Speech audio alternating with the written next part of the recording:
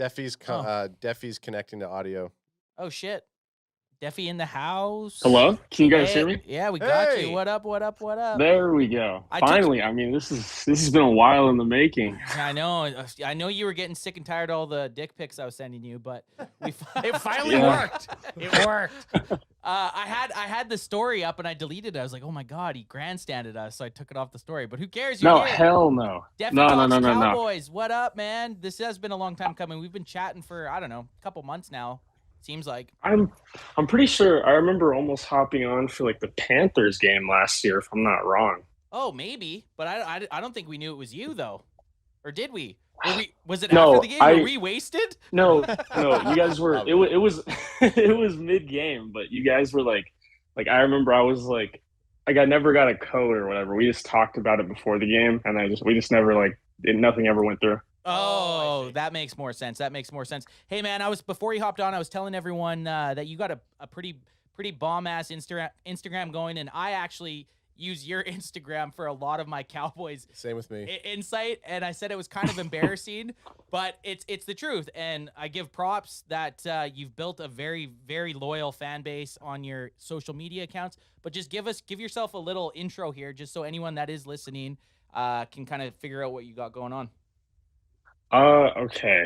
Well, damn, you're kind of putting me on the spot, but I got you. So, long story short, I've been around since like 2019, but I didn't really I remember when I first made my account, do you know who JPA Football is? No. Oh, well, he's like a news guy, and he was always. I made friends with him before he made his news account, and he was always pushing me to make a fan page for the Cowboys.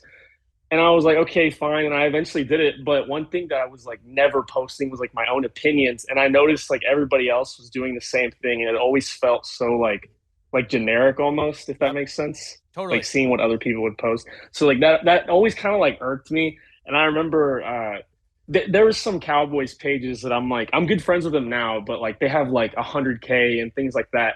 And back in the day, they had 70K. And I remember one of them tried to kind of ego me a little bit, and he was like, what do you know, you have 7,000 or 6,000 followers at the time. That's and that pissed me off. We get that all the time right now. Yeah, exactly. I mean, I never understood doing that when because at the end of the day somebody could leapfrog you instantly. Yep. Totally. But that kind of irked me to the point where I started trying to not be different, because if you try to be different, it's going to come off extra, you know what I mean?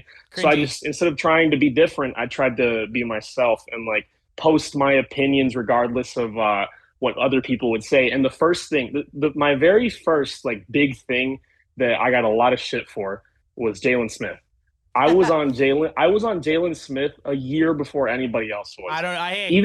I'm telling you, man. I think that's how I found you, actually, was through, sorry, just to cut you off. You're good. The way I found your page was you were fighting with, this is going to get very geeky into Cowboys social media folklore, but you were arguing with West Coast Cowboy, I think, if you know who that is. He's another page. And people were bashing him for bashing you. And I was like, I don't know who either of these guys are. And I followed both and just kind of watched. And then I'm pretty sure that's how I started following your page.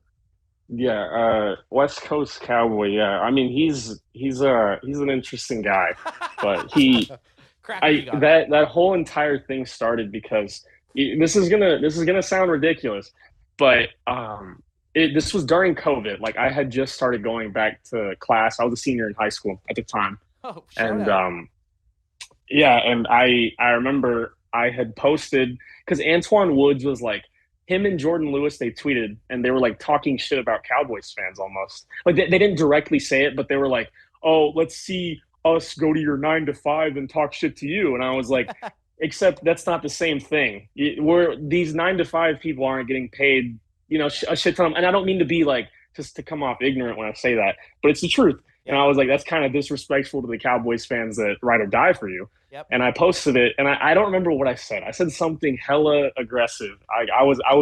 I did not have a filter, and he commented on the post, Antoine Woods, and we started talking shit to each other. And I told him that he was one of the worst players on our team, and he was like, "You're crazy." He was like, "Show me the film." And I pulled up I made an entire film session of him being dog shit in 2020. And shit blew up from there. Yeah, and West Coast Cowboy was in the comments, and he was like, "Nah, he's our guy," and blah blah blah. And I was like, "Dude, he's the West Coast." I always had problems with him because of Jalen Smith, because they like know each other in real life or something, and West Coast is very like he doesn't give his real opinions. He gives what, like, if he's friends with the player, he's gonna dick ride, and I've never been a fan of that. Fair. Because like I follow, like I speak to Simi Fehoko all the time. Yep. And I still, like, I remember I posted and I made like a tier list of all the players we drafted, knowing that he would see my post. I still put him in the bottom tier because that's just not how I want to like do things. Like, I'm not gonna sugarcoat shit or whatever. Yep. So Defy, do you get in contact with these players simply from posting and then them reacting and wanting to engage? Well, it honestly depends. So there's obviously the Antoine Woods direction where I'm an asshat and they come to me. But there's also, like, with Simi, I remember I posted like some like update post about him, and the images that I posted, I have this method where I find like the best images, the most recent images, and I also have an app that I use that like makes them higher quality. And he hit me up and he was like, "Hey, how'd you get this?" And like I showed him what I do, and like I helped him out. He followed me. Sorry. And after I spoke to him, like, it just kind of became like a constant thing, because like a lot of my, like, what Simi does, I don't know if you guys followed him before he was a Cowboy, but he's always been like a TikTok guy. So like, yeah, he had a big social media. He had a big social media outreach prior to even being a Cowboy. Yeah. Yeah. So he has like a grasp with that type of stuff, and that's how my followers are. So like, they kind of meshed well together, and like, we'd talk all the time. Like, I remember the last time I spoke to him was before the season, because I try not to bother when during the season, because I feel like that's kind of like weird. So the last time we spoke was before the season, and I was like, "Do you know when we're gonna wear the Thanksgiving helmets?" And he was like asking coaches and shit for me, and I was like, that's kind of cool to think about. That's hilarious. So it's that. And I remember after we drafted Jabril Cox, he said something about liking Kansas City barbecue more. And I joked, and I was like, "Cut him," even though I love Jabril Cox. And he commented, he commented some kind of like jokey like response. And so most of the time I'll talk to rookies whenever they like need images and stuff like that. Right. Osa is always liking my stuff. It's mainly that class, but yeah, that's about it. No, honestly, that's hey man, like I said, your social media presence, you have some diehard followers. I like I like reading through the comments of the shit of some of your posts that you post. I just like reading the fucked up shit that the guys that follow you say in the post. Like, sometimes the stuff going on in the comments is better than what you're posting, and it's pretty wild, and it just shows that you've built a pretty trustful following the Cowboys. It's this weird like sub genre thing, right? Like, you're following a team, but then you have fans of you that are more fans of you than the team. It's just this it's this weird social media thing that's awesome. I've never really like in terms of like, I hate when somebody's like, "What do you think about like," and I'm not saying you did this, but like, I don't like when everybody like refers to my followers as fans, because I try my best to like speak to everyone, like literally everybody. I don't have an ego when it comes to stuff like that. I will help anyone. I will help anyone get started. You've probably seen me like shout out like random 50 follower accounts, because like, I know that when I was in that position, I would want that help, and I would think it's cool as fuck that, DC.network is friends with me or talking to me or whatever. Like, I will always try to like help any fan page, but there's a lot of like snaky people, and I can tell that you guys aren't the type of people, so I wasn't like hesitant to come on the show. It was just always bad timing. Well, actually, the reason we're trying to bring you on is we're going to try to get you involved with this easy system that you pay us $2,000. No, I'm just fucking around. But let's a get pyramid It's scheme. a pyramid scheme. Ponzi scheme, right? But hey, let's get into this Packers Cowboys game. Before you hopped on, we were kind of talking 3 things that the Cowboys had to do to win this game, and then 3 things that the Packers had to do to win this game. So we'll start off. You don't even have to give 3. Give us one of your main things that the Cowboys have to do to beat the Packers, and then follow that up with one main thing that the Packers have to do to beat the Cowboys.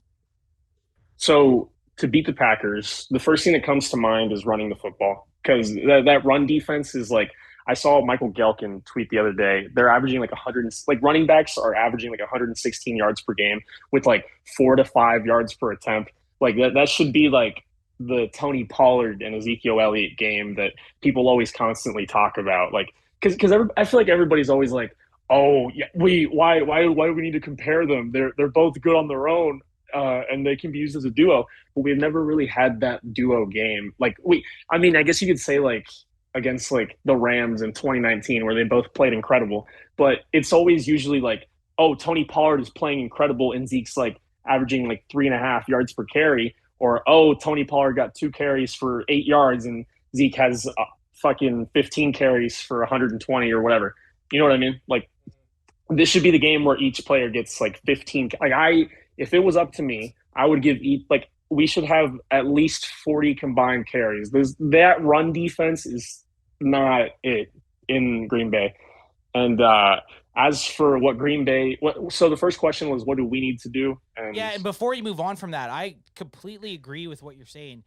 Even just going with this season with Zeke and Pollard, it literally feels like one of them will have a good game one week, the other one will have a good game the next week. One will have a good game the next week. You know, it's always like a hopscotch of what player seems to be the lead back. I do fully believe that we need both these guys to make the Super Bowl, but I also want to see that game too, where each of them gets 15 carries and each of them has over 100 yards, and then they have like a combined 3 or 4 touchdowns. We've really, like you said, maybe the LA game, but that is few and far between. We've never utilized Tony Pollard and Zeke to their full potential. And it's like, if we unlock this one key of these 2 guys, who the fuck is going to stop them? No one. It seems like we don't know how to utilize both these guys to have their maximum potential in one game.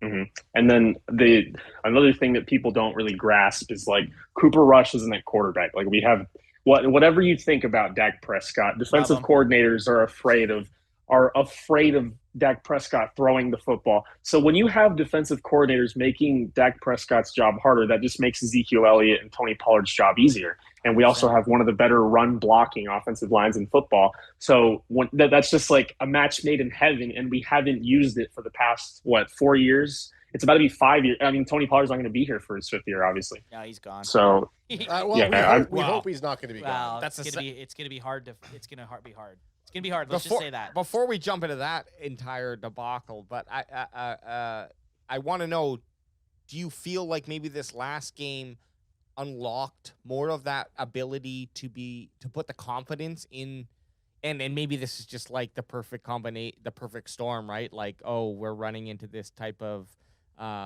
defense that's very, very weak at blocking the rush, and Tony Pollard just went off. Zeke's been having a pretty damn good season considering his utilization and how the season's unfolded so far. So is this maybe that game there? Is that potential a little higher, do you feel, for this game specifically?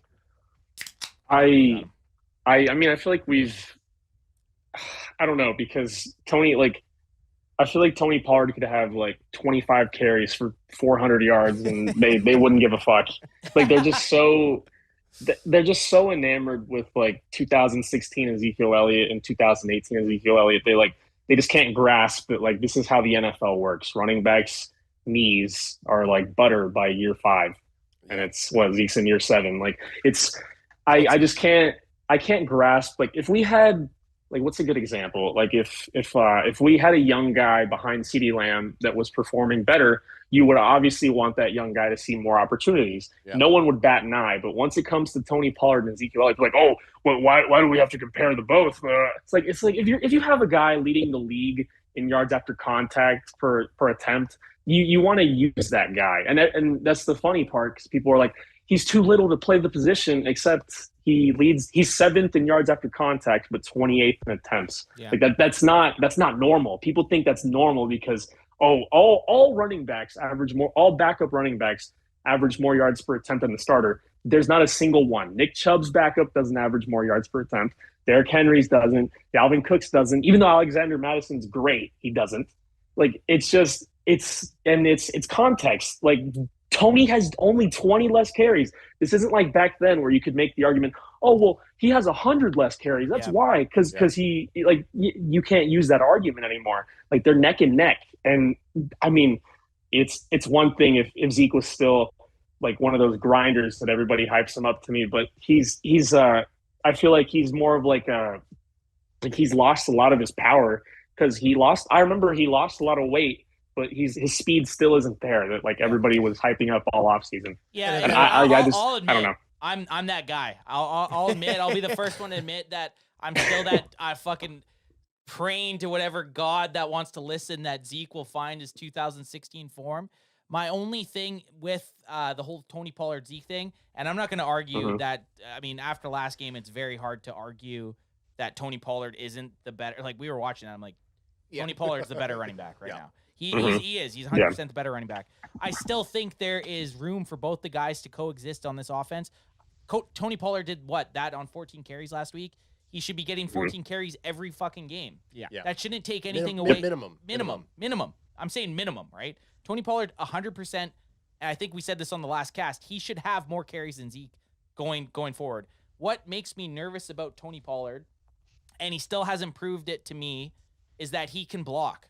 And I know this is a huge thing and a huge knock, and this shouldn't take carries away from him. It just makes me nervous when we try to go to some of our other plays away from the running game that I'm pretty sure he was blocking, and obviously it's not on him. But when Dak got knocked out with the thumb injury in week 1, I'm pretty sure Tony was in. I don't know if he missed a block. He was in. He was on the field. I've just always thought Zeke was almost kind of like and this is going to be a very overzealous thing to say, but he feels like a 6th offensive lineman when he's on the field. He doesn't miss blocks. No, you're right. So I do think that plays into it. For Jerry Jones to come out and say, no, this team goes through Zeke, I think is a stupid pig-headed thing to say because it doesn't. It goes through both these running backs. This is like any good team in the NFL, it's a two-headed attack, right? Well, they just need to figure out how it works the best. And if we're winning games and the tandem's working back there, because we've kind of shifted away from that fullback running back scenario and it's like a 2 running back system, you can still have Zeke in the play. I think if we're winning these games and the offense is progressing the way it needs to be, then we're overpaying Zeke for what he's doing. We are. Yeah, of course, exactly. But I'm just saying it's a non-issue. It's like, hey, if he's doing his role and he's taking the tough yardage, he's blocking when he needs to, then who gives a fuck? The thing with this, and I'll let Defy hop in here pretty quick. The thing with Zeke's contract, it's obsolete because there was no way of getting out of it this year. You have it. You've paid it. He's there. Even talking about it, I hate when people are like, oh, well, Zeke's contract. It's like, it doesn't matter. We're paying the fucker this year.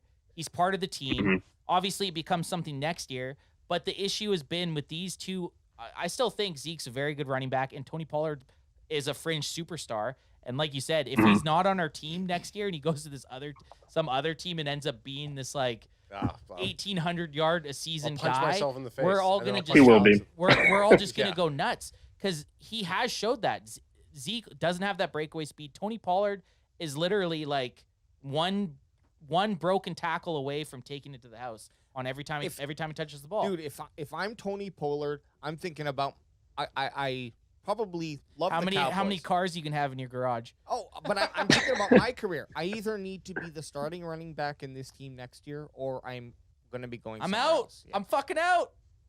I'm fucking out. I probably have like the unpopular opinion that I would rather just not have either of them next year because I don't want to. Baby, Dowdle and Davis, let's go. Well, here's the thing: I've never been a first round running back guy, but holy fuck, is Bijan Robinson making that so hard to like ignore? I don't know. I don't like he's just amazing, and I'm not a fan. Obviously, Zeke. Like I was a kid when Zeke got extended. So I was excited. But now that I'm like, now that I'm more like experienced and watched running backs like that have gotten extended and watched like how their careers unfolded or whatever, I just like I would rather not pay a running back unless it was like if we paid Tony like 8 to 10 mil a year, then like hell yeah, like I would not hesitate to give him 8 or 9 mil a year. He doesn't have the wear. Okay, so the difference between Tony Pollard and Ezekiel Elliott after their first contracts, their rookie deals, Ezekiel Elliott had been fucking held to the fire. The dude had put in work. He had 2 league rushing titles. He had the carries. Tony Pollard, in running back age or dog years, whatever the fuck you want to call him for running backs, the dude doesn't have the touches as most of these guys get, these premier running backs, by the time they get their second contract. So if you did give Tony Pollard a second contract for, like you said, 8 to 10 million, he doesn't have the wear and tear like a lot of those first round, second round running backs usually get. Hey, Defy, this is how I always look at scenarios. Like I put percentages of salary cap to a position. So if that means I'm paying 18 million for Zeke and 2 million for Tony Pollard, but Tony Pollard is the better back, but the combination is giving us one of the best 1-2 punches in the NFL, I'm okay. I don't give a shit who gets the money. They have 20 million between the two, so that I always look at it kind of that way, and maybe that's the wrong way to look at it because we're lucky this time about it. No, but it's the same. It's the same thing with Dak's. Sorry, it's the same thing with Dak's contract too. Now the next 2 years look very dismal, so I don't. They look grim. Let's not even talk about them right now. But I'm just saying the contract when it was signed, it fell into that same mentality where it's like, well, I'm looking at a percentage for the quarterback, and this is how much he's given. So, you mean the right or wrong? Yeah. That's just how I look at it. Discuss. It's actually really that's I've never really thought about it like that, because you're right. Like if you see 20 mil and you have one of the better running back duos in the league, then like hell yeah. Like I mean shit. I mean that's probably not a good way to think about it, but you're right. I mean shit, like you said. But no, I like the concept of actually there is one example I really liked of the Cowboys using Zeke and Tony against the Rams this year. It's funny it's the Rams, but against the Rams this year, it would be like Zeke getting like 5 to 6 yards like on 4 carries in the drive, and then Tony would come in and get like a 15-yard pop, and then we'd keep doing it, and then boom, Tony would come in like I like that. Like I want to use them like that. I don't when I say give each a shit ton of carries, I don't mean like give Tony 5 carries to start the drive and then Zeke 5 carries to start the next drive. Like no, I mean like give Zeke like the first 3 and then give Tony 1, and then give Zeke the next 4 and then give Zeke Tony like 3. You know what I mean? Like it's like a combo. It's like a fighter trying to set up his knockout punch. It's like you're exactly. feeding the body, and then you come with the right hand hook, which is Tony Pollard. You got Zeke feeding it. And sometimes you turn it on hard, and you might go more with TP20, and then just go back to a couple quick jabs. Yeah, a couple quick jabs come in, and hard body shots. Pop, pop, pop. Did we just become an MMA podcast? Hey, one thing I do want to ask you about here, and it's been a subject of our disdain over our second year here, is Kellen Moore. Is he the guy, or is he not that guy, pal? I'll just say this much. I find it really convenient. I'm just saying, I find it really convenient that his quote unquote best, like his best games that he's play called have been when Tony Pollard has gotten like 10 plus carries. Not to like drag Tony back into this, but I just think that like whenever he's using Tony Pollard, he's cooking. You love Kellen Moore, like you just said, you love Kellen Moore all of a sudden when Tony Pollard's like getting the football.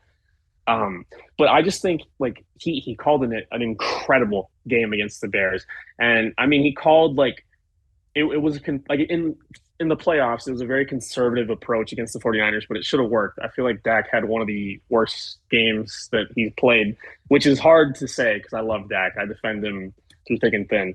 But it's disappointing to say that he let us down that game, but he did, And I just feel like when it comes to like a heavyweight matchup against a really good opponent or a really good defense or whatever, even if I just said that Moore had that like conservative but like solid game against the Niners, I feel like he always comes up short, you know? Yeah. Like against Arizona, against the Niners, obviously he was conservative. Against Philadelphia, I mean, you shouldn't be putting the game in Cooper Rush's hands against Philly. You No, know, fuck no. like that's not. You should be running the football.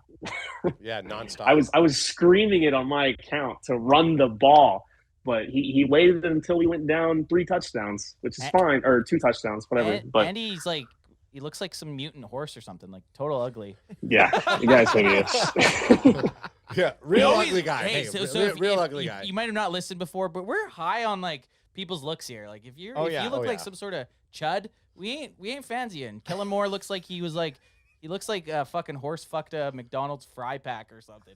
I don't know. Just can't trust a guy that looks like that. So that confirms you guys are massive fans of Dak Prescott. Oh yeah, total Big babe. fans of Dak. Oh, Total babe. huge babe, big hands. I You know what that means, right? Big hands. oh Love my it. god, no. How do you like? What do you guys think about Dak? Like, I'm Love him. curious. Oh, Love like, him. Yeah, Love him. we're big Dak We're fans. We're Dak guys. Look, Didn't love Yeah. the contract when it happened, but now it's like that's every fucking quarterback Oh, contract in the NFL. If you want Nah, a top you- 10 quarterback, that's what you're paying. He's a top 10 quarterback. no, one thing with Dak, when that contract happened, I was so psyched. I did not give a fuck. I was so happy that we extended him. I was pissed that we hadn't extended him already, but Me too. I wasn't. I mean, I never once complained after we So extended him, I finally. did complain after it. I was on the kind of the side that said we should have signed him a year or 2 earlier. And Mhm. if Yeah. he would right now he already would have been extended again because we would have had such a bargain deal for him that he wouldn't have played on that. So the way you look at it now, the quarterback market has set itself. We honestly, in my opinion, with Dak Prescott and his contract, maybe he's got some weird cap stuff coming up, and we'll figure that out in the next couple of years. But if you want a top 10 quarterback, which he is, you're gonna have to pay. So and that's what we're doing. So. Before Alex asks you a question, Defy, Flight 23, he's a viewer who shows up all the time. Says, tell Defy to speak Spanish. Somos los vaqueros. Cowboys. I don't know. What, I mean, I don't know how he knows, but I can speak fluent Spanish. well, I look. I mean, Oh. a lot of our viewers, a lot of the people that tune in. By the way. And again, we kind of look at the same way that you say we don't have fans. We have a lot of Cowboy fans who show up week to week. They watch the games with us. We chat. We're building a community. And he's saying, I followed Defy on Insta for a long time. I know he's Mexican, LMAO. So you do have fans who kind of come into our area and that fuck with you. So that's what fluent Spanish. I mean, what that should make sense because you guys are around like the same like what's the like you guys say like I would agree with most of your opinions is what I'm trying to say. Yeah, we're And kind of they in the like- same Cowboy circle. Yeah, there you go. That's the Cowboy circle. Yeah. But I'm a big fan of you guys. I always see you guys on my TikTok. I was on my burner. That's how I found out that I was late. Well, What were you saying? I was gonna say yeah. So and ultimately, it's funny that you showed up on, and that's why your name was all messed up on the when you showed up and said, "Hey, check your IG." I was like, "What's going on?" I kind of monitored the TikTok. We're trying to do a simultaneous live show. We have TikTok going live, and we have our YouTube channel going live. But yeah, I mean, we're every Wednesday we do our podcast kind of episode. And then every game day, we're doing a watch party. We're just giving a chance to have us talk and then interact with the fans. So by all means, yeah. A companion cast. a companion cast. You know what I'm saying? Don't ever call it that. Yeah. No, I mean, I definitely, Never I call would it a love to hop companion on for a cast game. ever. Like I am down. I Yeah. will quit. Oh, dude. No. He's saying he definitely wants to hop on during a game. Oh yeah, definitely. Would love to have him. Anth went to the bathroom. And I went to then the bathroom. I came back, and the first thing I heard is, we're calling this a companion cast now? Nah, we're not calling it a companion cast. But hey, Defy, while we're here, we crack some beers, so crack them if you got them, son. But did we end up asking him, what do you think the Packers have to do to get a W against us? Well, if I was the Packers, I would run the football and go after Anthony Brown. I'm a big I defend Anthony Brown, but he's had some really, really, really lucky drops the last few weeks. Because a lot of people are like he's the type of player that he has and this is the most brutal part about playing cornerback.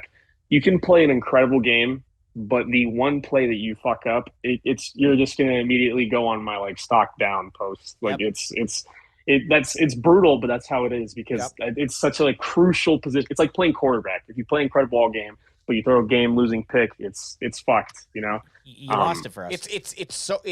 It's as equivalent, or even maybe more so in terms of the second and third position, because you need your corner to wide receivers, because you need your corners to outperform them in the game to have a better game. They have to outperform the fucking wide receiver, right?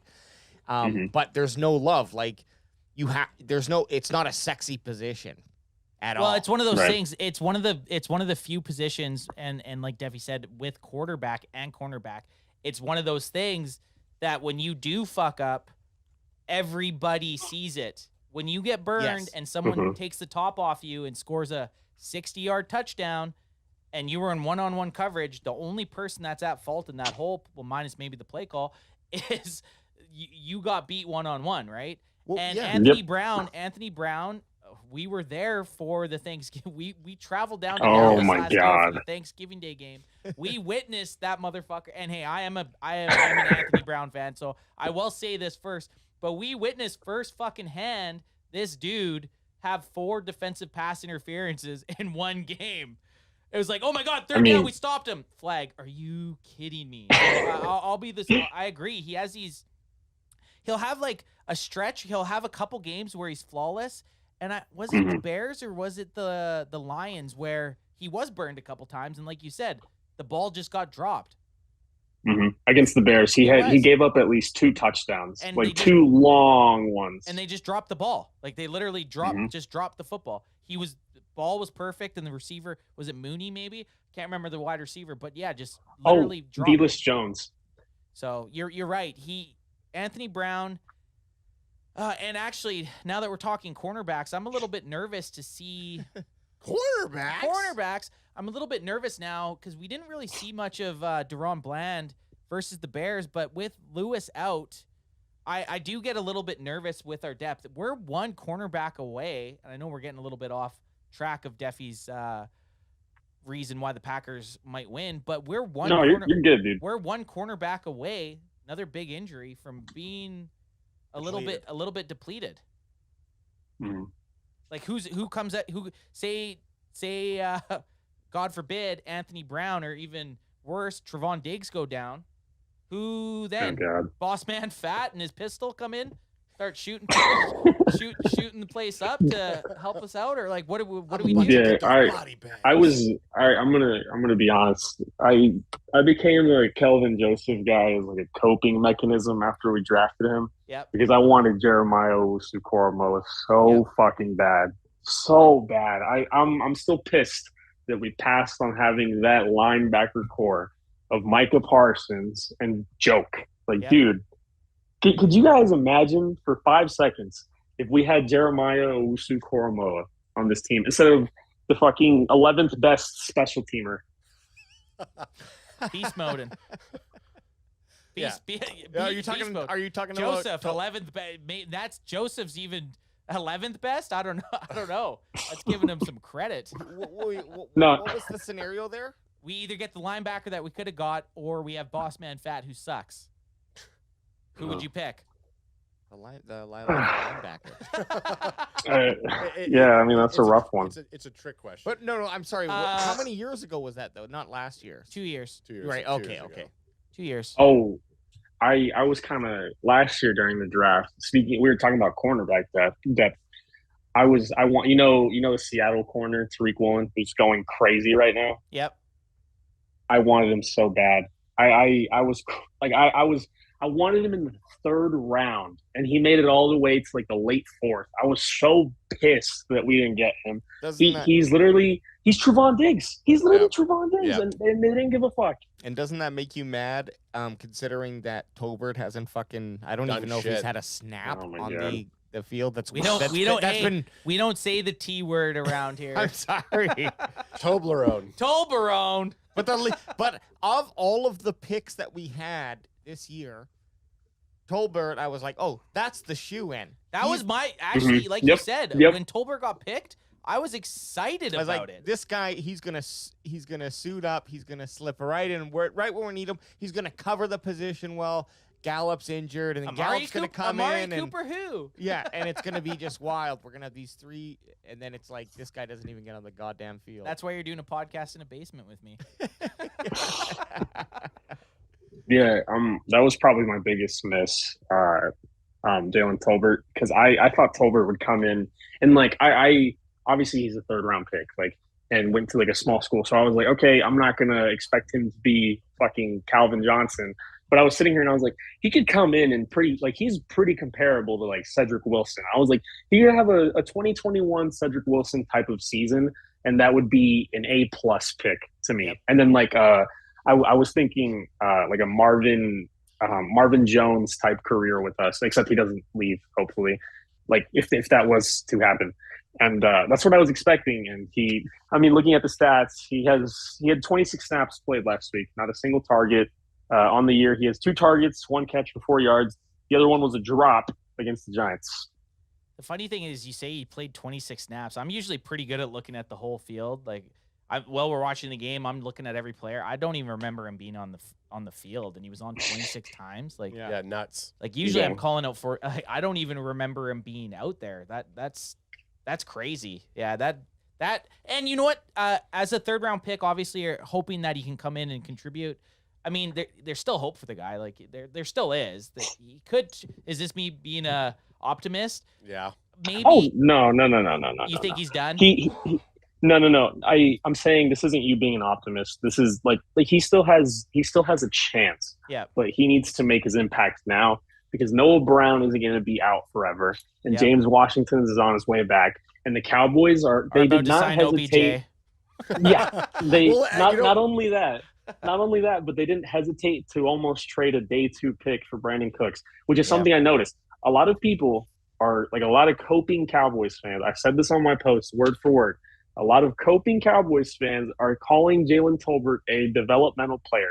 That is not what he is. He was supposed to be a day 1 impact easily. Oh yeah, not a developmental. 100%. The guy that the first wide receiver we took in the draft was supposed to be helping at this point. In the season. And exactly, first wide receiver. And if you look at in this scenario, you just want to say to them, so you dump Amari to take Jalen Tolbert. Like that's exactly price what though, right? But they're thinking Amari's price versus if they can get even like Defy said, if they could get even maybe not even a Cedric Wilson 2021, but like close to that. It's for a third round pick, you're knocking it over the park. But if we go back to the idea of getting another secondary and having a solid secondary, someone that can kind of complement, or just a wide receiver that can do anything, right? Yeah, right. So yeah, I guess obviously intentions in drafting, you're drafting a wide receiver who can actually. They went for the position because we needed a wide receiver, right? Like the reason was right. We got rid of Amari Cooper. We had a very, very big glaring hole to fill. They were hoping with that third round pick, they decided, okay, we're going to go with the best wide receiver we think and hope that he can give us some sort of production. What are we going into week 10? Jalen Tolbert's just been an absolute fucking bust. And we looked at someone else's data because we don't come up with that shit ourselves. And the first and second round picks have a pretty high potential chance of being a starter, but from the third round on, it starts to get a little bit more questionable. You're rolling a dice. If you are going to start rolling the dice, the third round is the appropriate round to start. Well, and I don't rolling the dice. I'm fine with them rolling the dice, but they just flubbed on this it was far. a flub. It was so far. But here's what I don't want. I don't want to linger on the fucking. I don't want to linger on. Well, he's a 3rd round pick, so we need to keep trying him out. It's like, if this guy's not the guy, Get the fuck rid of him. get rid of him and let's just move on and try again because trying is fine. The problem is if you like extend that decision past the point of where it's like valuable for the team. Can Damone Clark play wide receiver? Michael Parsons playing wide Can receivers? Micah get out there? Can Micah do it? The funny thing is, I would say our best offensive threat came as a tight end with Jake Ferguson. I think he's well on his way in his position. Obviously, he's not breaking the numbers as a receiving threat yet, but just the way he is out there, and even Hendershot. Just watching these 3 tight ends behind Big Ham Baller, Clone zone. Big Ham Baller 6 on Twitch, aka what the fuck's his name? Dalton Schultz. Hey, I like the way our tight end room is going. Before you reply to that, Defy, can you at least message Bingham Baller 9? I think he's blocked too. Oh, are you blocked too? I'm not blocked yet. Wait. I think I'm blocked on Instagram because in the off season this is when everybody was dick riding Schultz. In the off season, I made a post and I was like, I hope y'all know that like David Njoku would blow Dalton Schultz out of the water in our offense. And everyone's like, oh my God, you're so negative. And then I said, yeah, I think that's when he blocked me. And on Twitter, he hasn't blocked me, which is disappointing because he blocks everybody. But so he has us blocked because I just had a picture of his face with bold letters on the bottom saying "pussy." I'm just kidding. I can't remember what he blocked us for. It was something him bitching about his. It was bitching about his contract. You were crying. You were making a point about him crying about his contract. His contract. It got us blocked on everything. Wasn't even that mean. I mean, I don't understand how you can be like everybody. Like the front office and shit will like label him as a leader, but like if you're a leader, why are you like holding out? You know, like that irks me. It maybe it's like an old school thing, but it irks me when like a so-called leader holds out and like brings that shit into I can't deal with onto the field.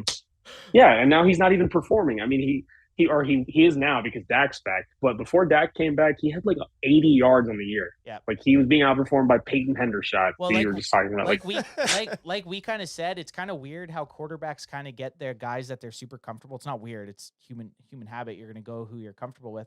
Cooper Rush, his guy was obviously Noah Brown, right? And it's kind of like Dak Prescott's safety blanket might be, as much as we hate it, Dalton Schultz. Yeah, I mean a large part of our offense is like Dalton Schultz, like running a curl route or like running into the middle of the field and finding his zone. And Dak Prescott's not Kyler Murray. He can like actually see the middle of the field, so he's going to find him a lot. Yep. I mean that I cannot stand the people that like I just if I was a team, I needed a quarterback, I would not draft like a Bryce Young or a Kyler Murray. I used to love Kyler Murray, and I would have loved Bryce Young when I was 14, but like it's fucked up, but like shorter quarterbacks, they just like objectively cannot see the middle of the field, and we're lucky that Dak's like one of the taller guys. It's called science. Yeah, let's just. I didn't know. It's like Alex trying to see past a bunch of fucking 6'5" dudes. He's that guy at the back of the music festival. Like what? Who's on stage right now? No one's ever open. You can't see it if you're 5'8" or 5'9". Kyler Murray's maybe 5'9". I just didn't know Can't you guys see the were. middle. They bullshit about his height. Oh, you think they inflate his height? Oh yeah, because they say he's 5'10", but he stood next to Hollywood Brown and he was shorter. Like, give me a fucking break. He is. Yeah. Hell no. No fucking way. Well, I didn't know you guys were all height elitists, so whatever. But what, Defy? We want to grab your bold prediction for this Sunday. Is that what you guys were holding up the pad of paper? No. I was supposed to know what you guys meant. No. Do you want to? Hey, don't behind baseball in front of Defy. Well, we have Armando 21. Yeah, so Armando 21's been sitting silent, eating a cheeseburger in the chat. I didn't know he was in. Should we bring him in? Just bring him in. I'm gonna bring him. But before, I wanted to say TikTok famous Armando. Well, we'll get them both. We'll do them both. Yeah, just get them both on. We're doing it live. I guess. Doing it live. Why are you nervous about bringing in? No, hey, your job is to figure out the fucking dork shit. Figure out the dork shit. Hey, Defy, do you hear how they talk to me there? So what's happening is we're gonna bring in a 21armando21. He's a guy we've actually met in real life. We met him at the Vegas draft. We never met him before that, but we had talked quite a bit. Big TikTok guy, the big man with the big hat with the big chain is what he kind of goes with himself. So we're gonna get him in here and we're gonna have a little Roz, and we're gonna get your guys' bold prediction for the game. He hasn't He's muted. made his camera live yet, so I'm just Okay. gonna wait till he's there. Okay, So so Armando, pop on in, and as soon as you pop back in, I'll bring you in. but what we're gonna do is we're gonna get your guys' bold prediction for the game. It's got to be bold. Can't be none of this bitch shit. It's got to be bold. And then score prediction. And what we do through all our social media accounts, if someone guesses the score prediction, we send them a T-shirt. You don't get to decide what kind of T-shirt. We get to pick. No, it's a Cowboys CanFan T-shirt. But AJ, go in. No, Interject. finish your thought because it was a question to both of these fine young gentlemen. Okay, so until we get Armando in, it's just like I said. Armando's here. Is he in? Yeah, as soon as he unmutes himself, he's live.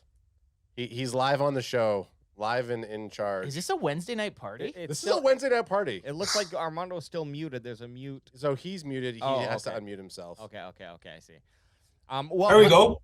There we go. Hey, is Mondo. What's up, bro? Look at this. What's going on, fellas? What is going? I'm looking for something to open my. I gotta crack them, but I don't crack them. I have, I gotta pop them. I gotta pop them. So what I got a cheese grater. We gonna grate some cheese. So you're We gonna grate some cheese this week. Those cheese heads coming up this. So I gotta. Did you just pop a bottle fellas, with a cheese grater? That's fucking hilarious. What is going on, fellas? Crack 'em if you got 'em, fellas. Pop him if you got Pop him. if you got him, son. Hey, so I think I just want to ask quickly, both of you, do the Dallas Cowboys have a Super Bowl caliber team? Hell yeah. Yes. I don't think it's like, I think we have one of the better, like, it's kind of unbelievable, like how good our roster is with like no outside help whatsoever. Will McClay, baby. Yeah, you know what, guys? I've said it. I don't know who. Somebody follows me on Twitter, but I just got into the Twitter game, and I've said it since before the season. Defense wins championships, and right now our defense is looking good. So we definitely, it's a Super Bowl contending team. Especially in the thing with that, the NFC. The NFC doesn't scare me at all. Anyone at all? Right now, the top 3 teams or 4 teams, 3 of them are in the NFC East. The Giants don't scare me. The Eagles, I guaranteed those motherfuckers are gonna lose on December 24th. There's nothing. There's just nothing that will convince me otherwise. Dak is literally the Eagles' daddy. Like, he's gonna fucking walk. He's gonna walk in December 24th and put a hurting on those guys. If we can get into the NFC playoffs and 2 or 3 of the 7 teams are from the NFC East and 3 of them are the top of the 7, I feel like we should glance through these playoffs. Hey, I don't know if Eagles have a hierarchy, but Dak is that hierarchy in the Eagle community. Call him what he is. They call him the Daddy. Alpha Eagle. They call him Daddy. Daddy. Yeah. Daddy Dak. The Eagles call him Daddy. Yeah, the Eagle. Well, you can. Or, I mean, too, I if you call him want to. Daddy too. We talked earlier about his hands. I just don't want to scare Defy when we get into some of this prison talk that we do sometimes. I do like. Bro, have you been on my account? Yo, he's. Oh yeah. So he has the funniest clip that you post is it's like Ezekiel Elliott and it's showing him. I already know what you're talking It's about. Ezekiel Elliott and it's showing him fumble. This is Ezekiel Elliott running the ball, and then it's like it cuts to a clip of him like all his best runs, and this is Ezekiel Elliott when he's thinking about men. It's fucking hilarious. I didn't like. Damn! Oh, everyone always gives me credit for that, but it was one of my buddies who runs like a shit post Giants page. He did one for Daniel Jones, and I thought that shit was so funny. And I was like, "Could I do this for Zeke?" And now everybody says that about Zeke. Oh, they're it's like when I post about Zeke, they're like, "Oh, he needs to be thinking about men this Sunday." That shit is so funny. Oh, that's good. That's good stuff. So what I did like is when we asked both these fucking diehard Cowboys fans, do you guys think Super Bowl contention team? Boom, yes. Without a doubt, yes. Yeah. I love it. Yeah, so this is the thing. I think it's the my perspective is this year is our best opportunity or window, and it just happened to work out that way. I mean, after week 1, did anyone expect the opportunity to be here for us to like still be in a contention or like not First seed. Exactly, yeah. So agreed. So I'm gonna ask these guys. Good call, AJ. And then kind of because I have an idea of who my answer is, but I'm gonna ask everybody in here right now. I want to know at mid-season way, because we're gonna call it mid-season after the bye week. Yep. We're gonna go through our awards for the. We're gonna go through quick from everyone.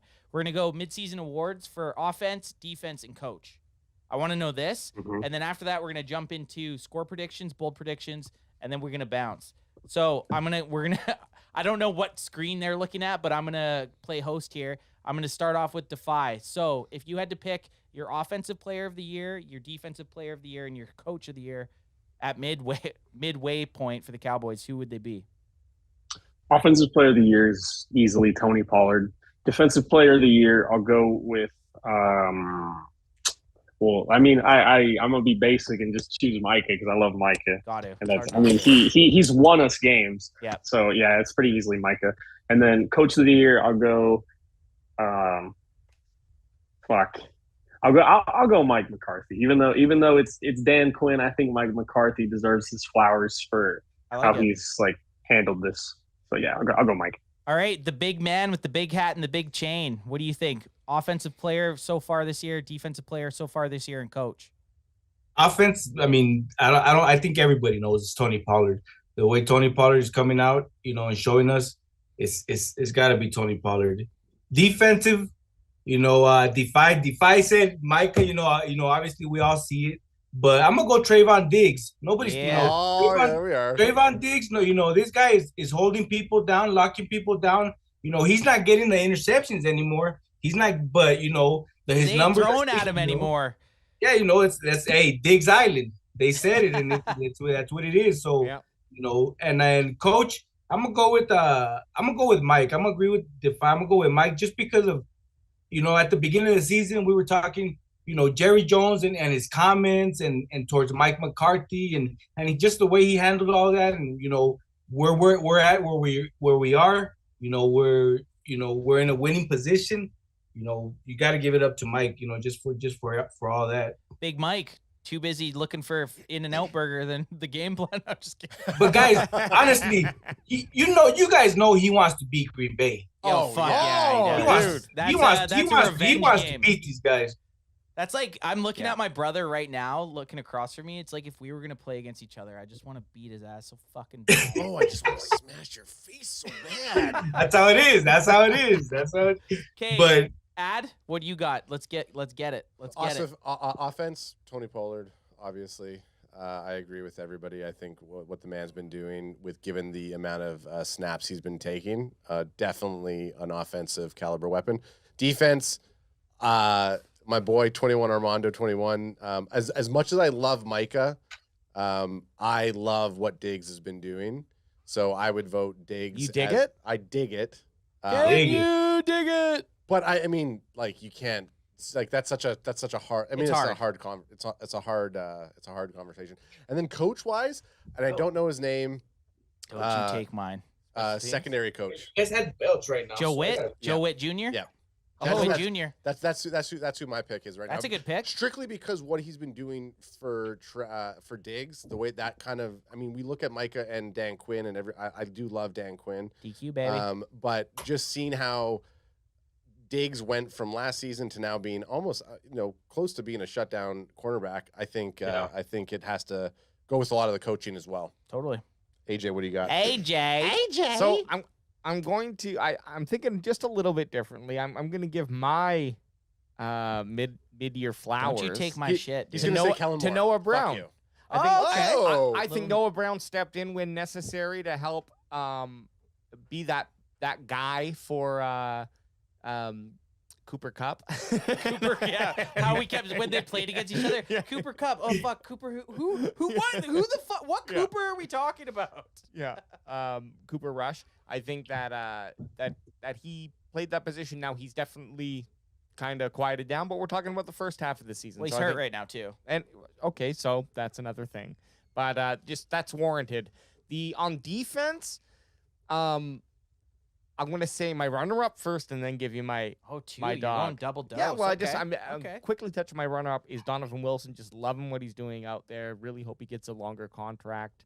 And the hitman, yeah. Dono Wilson. Yeah, but the guy who I'm gonna give the mid-year awards to, a little bit different, just to kind of shake things up for conversation's sake. D-Law coach Lawrence. I think D-Law. That's a good one. That's a good one right there. He's been playing some really, really good fundamental football, locking down his position. I equate him to kind of a lockdown minus cornerback. playing contain last week. That's it. That's my only knock on D-Law. Mhm. The contain. We're talking about the whole first half. saying. It's a half year. It's the first half year. Hey. We liked it.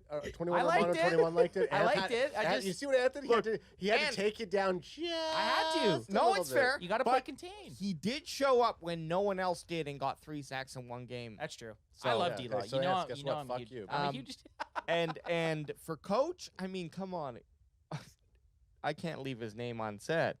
You on DQ, aren't you? Lieutenant Dan.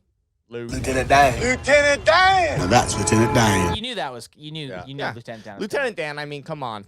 What he's Yeah. done with this defense, I mean, maybe I'm kind of taking from last year too, but it's just the most exciting football I've watched, and it's been so defensive. Yep. That I don't know if I'm changing or the game of football is. You're growing up. You're going from you're going from your disgusting sack into a nice butterfly. Well, you know, the NFL is built, if I can just rant for a quick second. The NFL is just built. You're gonna do it The anyways, NFL is just built on providing the offense with so much potential. And so it's just nice to see that the defense always catches up, it always figures it out, and the NFL always has to keep changing the rules to benefit the offense so that they can, because they see more scores, more middle of the line fans watch games because they don't understand defense. And I didn't too. I'm not dogging it.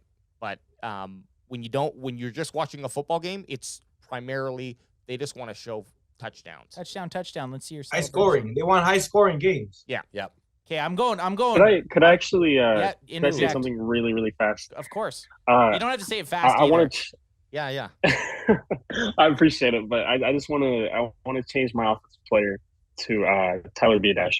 Oh, nice. Oh, That's nice. wow. Yeah. Okay. Tyler Biadasz has had an excellent. Tyler Biadasz is playing like a top 2 center right now. Not to mention the guy was dragged he's been incredible. been dragged through mud throughout the offseason. Like everyone's like, what are we Guys, gonna do with can this we dog can we shit give center? can we give an honorable mention to No, one man we all didn't mention? No. I get it. I want to say mine because I think you're gonna say my pick. Yeah, you are. Yeah, You're go gonna ahead. say- Go I'm ahead. gonna say my pick. So the man with the big chain with the big hat, you gotta give me a second here, son. Yeah, So my bad. My bad. I'm gonna go off my offensive player is the dude that has kept us in 6-2 contention. Who after week 1 we thought we were fucked. The guy that I've actually slagged through mud too, saying he's not better than our starting quarterback, but the guy did what he needed to do to get us to 6-2. My at half point offensive player of the year is Cooper fucking Rush. That dude kept us. That guy kept us in what we needed to do. I know he wasn't throwing 4 touchdowns a game. He wasn't taking games over. The more important thing is he didn't lose us football games, minus the Eagles game. He lost that. He lost it. He lost that game. Yes. We'll look away from that, right? Okay, so that's my offense. My defense, I'm going to go Dorrance Armstrong. Dorrance Armstrong has been a very, very... Obviously, Micah's the obviously Micah is, okay? Yeah. Micah Hey, is. guess what? Micah is. Micah is the defensive player so far this year. I think a very good Batman or Robin to the Batman has been Dorrance Armstrong. He's been really good. Block punts, sacks, block passes, stuff in the run game. He's come up in big spots at big times. That's my defensive guy.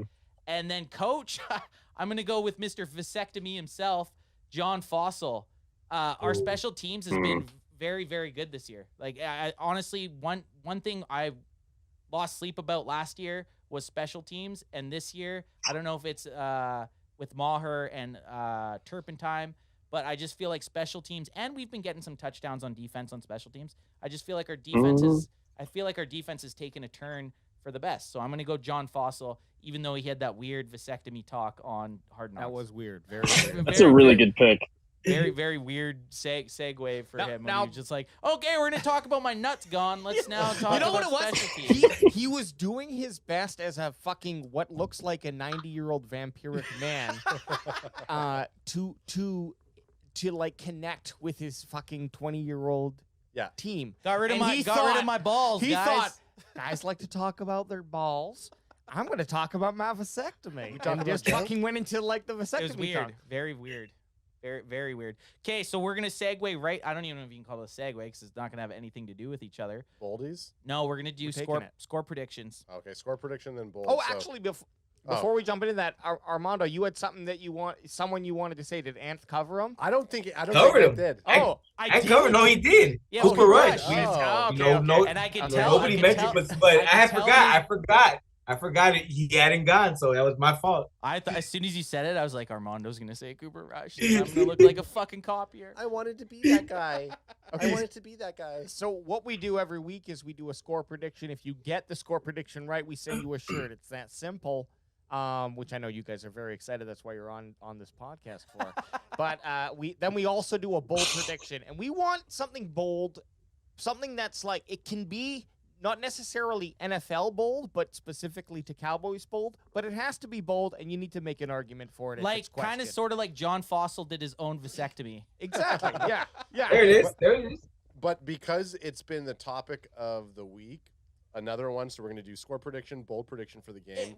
We're running almost 2.5 hours. We're going to be here till fucking tomorrow morning. If the Cowboys sign OBJ, Okay, just a yes, no? when do you think they'll sign him and make the announcement? Let's just get So yes those or are no threes. because No. Okay, Hey, fair. listen. I'll fucking mute your ass. Okay. Okay, Defy, if you got all three things we just asked, it sounded like we just gave you a chore list. But let's get your score prediction, your bold prediction, and then whatever Adam just said. And your wiener size. Okay, There it so my my score prediction might like fuck. I don't know if I have the balls to give this prediction, but I'll just do it. Whatever. This is gonna be the score prediction is obviously gonna like segue into my bold prediction. So I think the Cowboys win 31-0. Wow! I think the Cowboys shut out Aaron Rodgers. And That the is Packers. a bold prediction right there. You're right. And they will sign OBJ. I mean, they'll sign OBJ next week. That's my guess. But as for the shutout,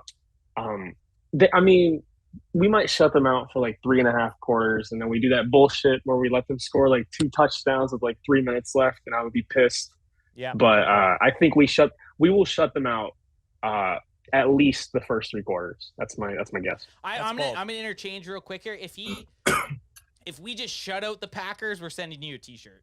Like even just calling a shutout is like we'll send you a T-shirt if we shut out the Packers. Armando, what do you got here? Give us your score, your boldy. Score prediction. I'm gonna go with 35-7. Nice. That's a big 35-7. They get on the board. Aaron Rodgers gets on the board. My bold prediction: we see Jordan Love in this game. Oh, nice. I think we see Jordan Love. I really want the Cowboys to get out there and put a whooping on these guys because that's the Green Bay. And then OBJ, I don't think we get him. I think we lose him to Buffalo. Fucking Bills Mafia. who we do have a lot of love for. Bunch of table jumping fucks. Just because they seem the most Canadian out of anybody. It's the I weather. don't know, like, It's the weather. I see a Buffalo tailgate. I'm like, I feel like I would fit in all right Yeah, there. they're the most Canadian out of all of them. Right? It's because I'm going to be in honest. order. I've never been a big Buffalo fan. Like they rubbed me the wrong way after that 2019 Thanksgiving game. Like they were just like on our nuts for no reason. Like we have no beef with you. But it's All a of the but it's beef a- is from our grandparents. But you always got to think though, like no matter what team it is, when they play the Cowboys, the lights are there. It's like as cliche as it is, it feels like where everyone's, if they're not going to be playing for the Super Bowl that year, their biggest game's always against the Cowboys. But you're right, Against the Cowboys. they're all butthurt because they lost 2 Super Bowls to the Cowboys back to back. Yep. And Okay. let's hear yours. You want my? Oh, Yeah, we're going a little bit different I'm here. tossing Fuck at you, you. Anth. Unfortunately, I think Aaron Rodgers. And this is just me I got PTSD from playoff games from the last decade. this motherfucker just always plays us so good that I just somehow think he will. And I'm always wrong on this stuff, so this is good that I feel this way. I think it's a closer game. Something like, obviously win, but I think something like 31-24. Like, I think it's going to be within a touchdown. I hope it's not. I hope we just absolutely stomp them into 35-7 and 31-0. Like, I would love that. There's no better thing than by the third quarter I could just watch AJ falling asleep because we're not even watching a football game. We're just now getting drunk and stoned. Like, I hope that's the fact, but I think it's going to be closer than that. My bold prediction is Micah gets his second touchdown in a row, back-to-back games. Micah gets another defensive touchdown.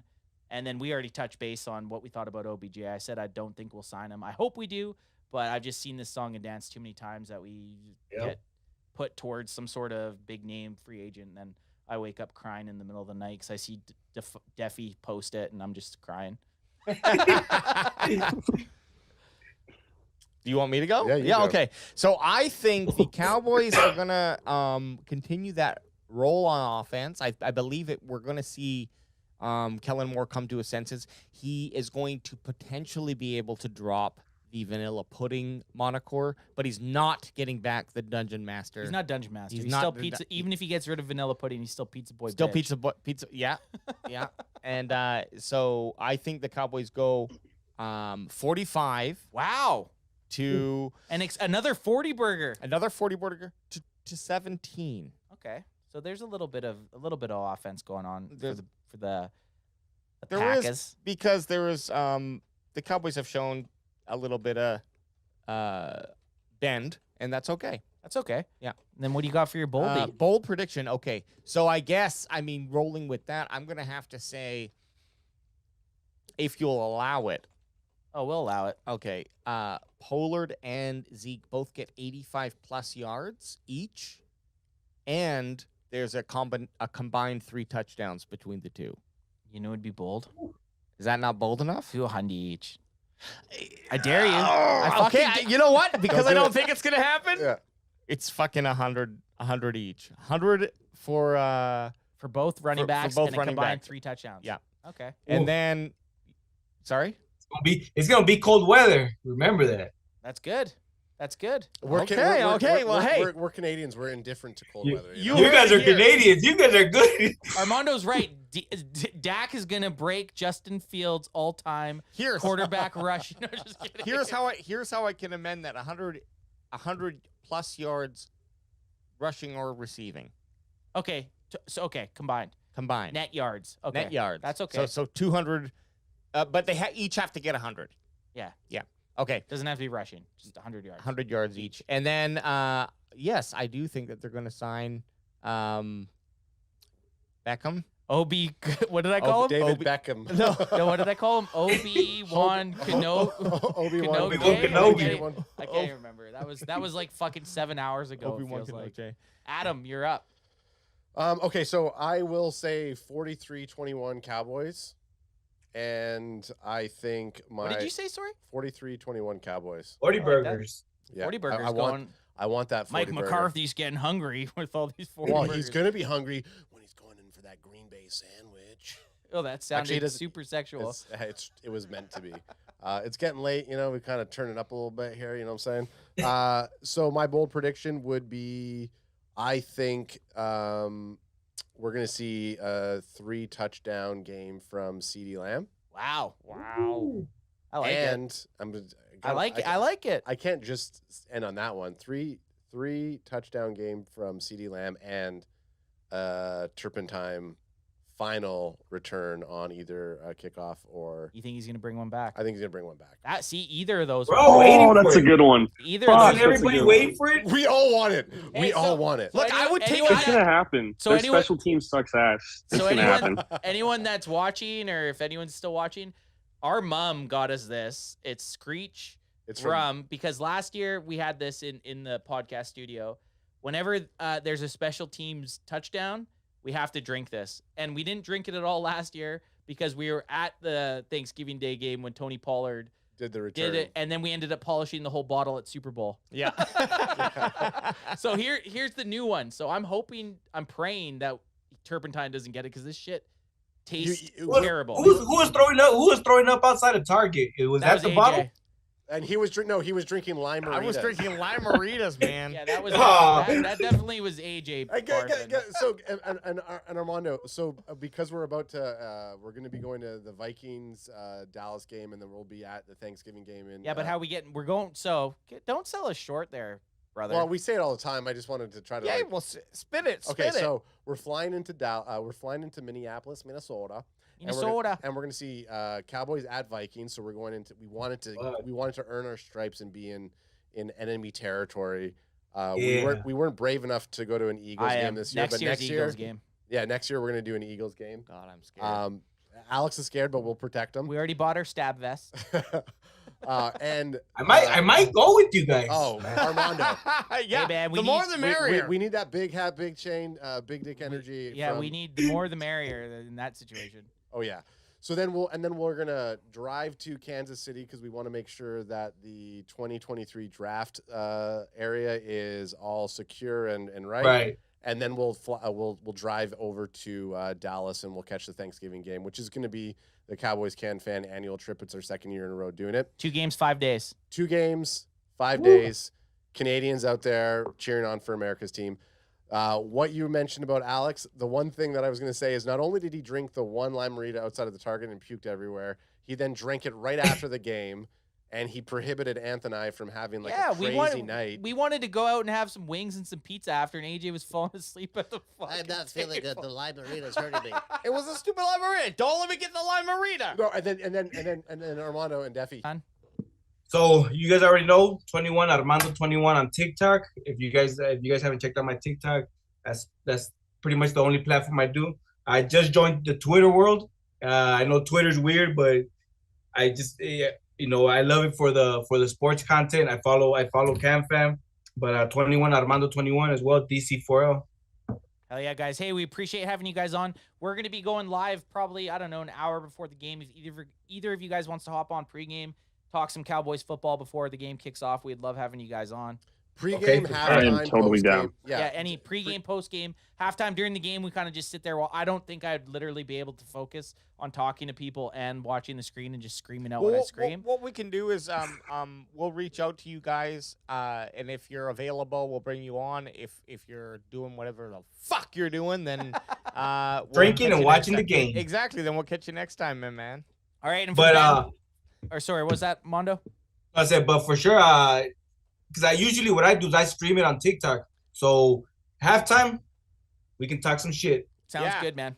Sounds Fucking good. A, Okay, dude. for the bandwagon boys over there, you guys are looking. Man, this has been the longest one in a while. 2.5 hours. It was a Yeah. good one though. It was We 2.5 just kept hours. going. It was good. You know great what? company, If it's great flowing and we're company. having a good time, I'd just be at home watching some fucking stupid Netflix documentary, anyways. So for the bandwagon boys over there, looking sexy as always, and your host at best. We'll be here on Sunday, an hour before the game. Are we going an hour before the game? Hour We don't before even game. know. We're crazy. We're an hour crazy. like that. All right, we out.